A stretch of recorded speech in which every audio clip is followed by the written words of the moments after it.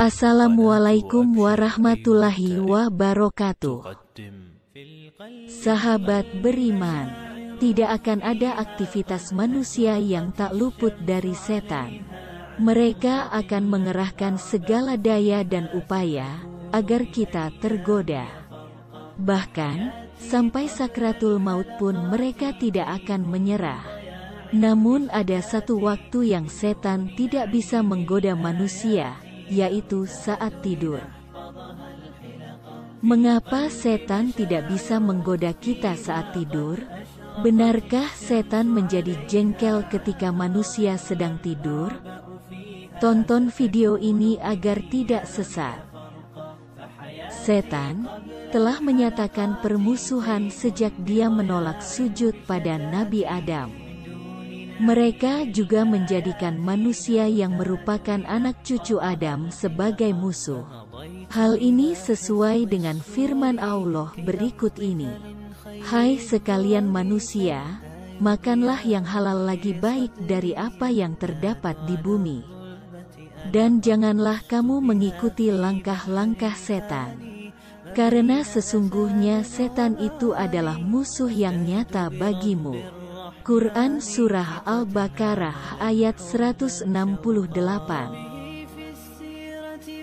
Karena itulah manusia akan diserang oleh setan dari berbagai arah.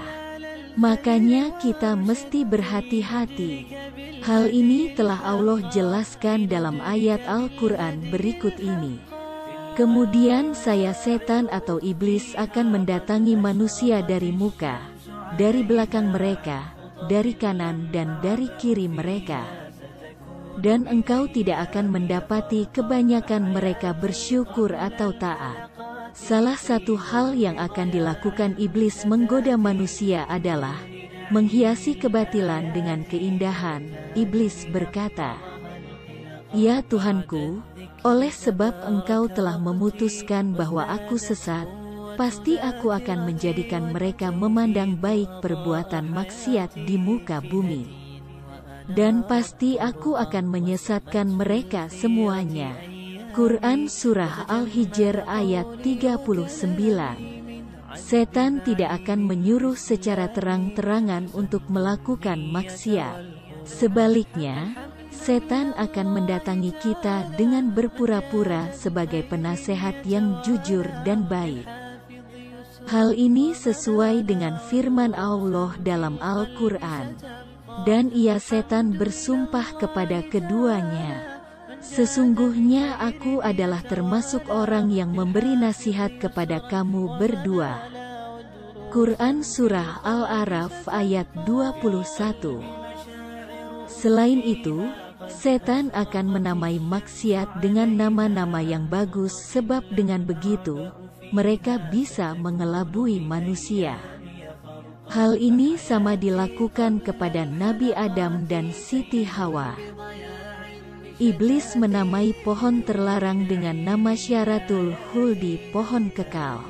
Kemudian iblis membisikkan pikiran jahat kepadanya dengan berkata, "Hai Adam, maukah saya tunjukkan kepadamu pohon khuldi dan kerajaan yang tidak akan binasa?"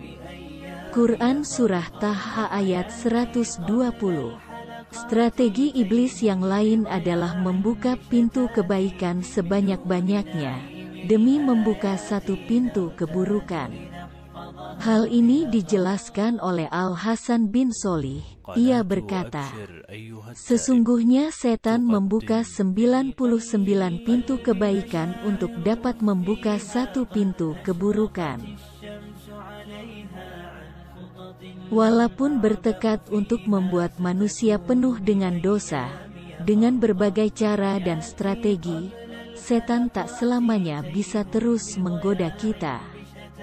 Ternyata setan tidak akan bisa mengganggu kita saat tidur. Allah berfirman, "Dan kami jadikan tidurmu untuk istirahat." Quran Surah An-Naba ayat 9. Tidur siang ini tak bisa dilakukan setan, makanya Rasulullah menganjurkan pada umatnya. Rasulullah bersabda, "Kailulah istirahat sianglah kalian, Sesungguhnya setan-setan itu tidak pernah istirahat siang. Karena itu para sahabat pun mengamalkan anjuran Rasulullah. Pernah suatu ketika ada orang-orang Quraisy yang duduk di depan pintu Ibnu Mas'ud ketika tengah hari. Ibnu Mas'ud mengatakan, "Bangkitlah kalian untuk istirahat siang, yang tertinggal hanyalah bagian untuk setan." Kemudian tidaklah Umar melewati seorang pun kecuali menyuruhnya bangkit. Para sahabat pun bisa tidur siang walau berada di masjid. Anas bin Malik mengatakan, kami para sahabat pada zaman Rasulullah suka tidur di masjid. Kami tidur kailulah di dalamnya. Dan kami pada waktu itu masih muda-muda. Hadis riwayat Ibnu Umar. Salah satu sahabat yang pernah tidur di masjid adalah Ali bin Abi Thalib.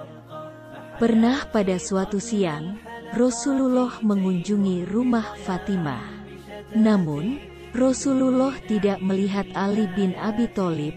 Rasulullah pun bertanya Fatimah. Fatimah pun berkata, "Tadi ada masalah denganku." Lalu dia marah dan keluar. Sehingga tidak tidur siang di rumah.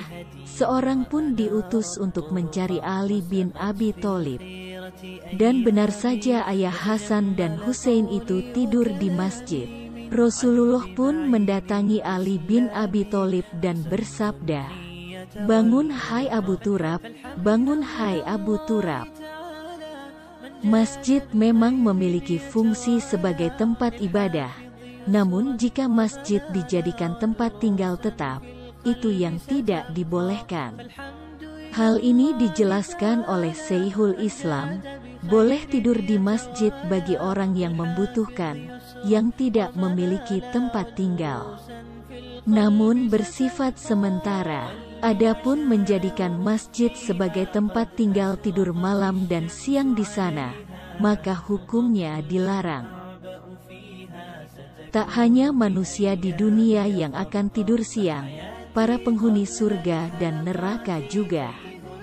Hal ini sesuai penjelasan dari Ibnu Abbas dan Ibnu Mas'ud. Keduanya berkata, di hari kiamat nanti, siang tidaklah memuncak sampai penduduk surga berkailulah istirahat siang di surga, dan penduduk neraka berkailulah di neraka. Setan menjadi jengkel ketika manusia tidur siang, sebab tak bisa menggodanya melakukan maksiat. Makanya mereka ingin manusia bangun agar bisa dirayu melakukan dosa. Setan sebenarnya memiliki tipu daya yang lemah. Hal ini pun diberitahu dalam Al-Quran.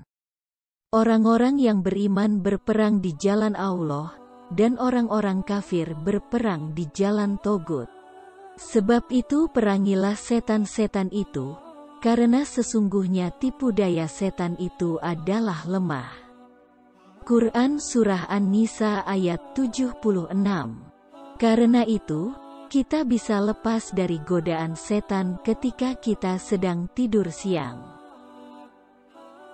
Di dalam kitab Ar-Risalah Al-Qusyairiyah, dijelaskan bahwa, bagi iblis tiada sesuatu yang paling menyusahkan kerjanya selain istirahat, atau tidurnya orang yang bermaksiat. Iblis akan mengeluh kapan orang itu bangun dan terjaga agar ia dapat bermaksiat kepada Allah. Namun bukan berarti kita bisa tidur sepanjang hari.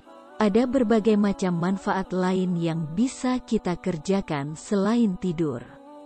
Misalnya menghadiri majelis, ataupun membaca kitab ataupun buku.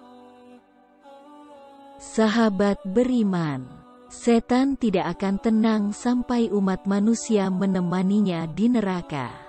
Namun untuk menghindari godaannya, tidur di waktu siang termasuk caranya. Jadi, apakah kalian sudah mengamalkan salah satu anjuran Rasulullah? Sampai di sini dulu perjumpaan kita. Jangan lupa subscribe dan nyalakan lonceng notifikasinya. agar kami lebih bersemangat membuat pembahasan tentang kebangkitan Islam di akhir zaman.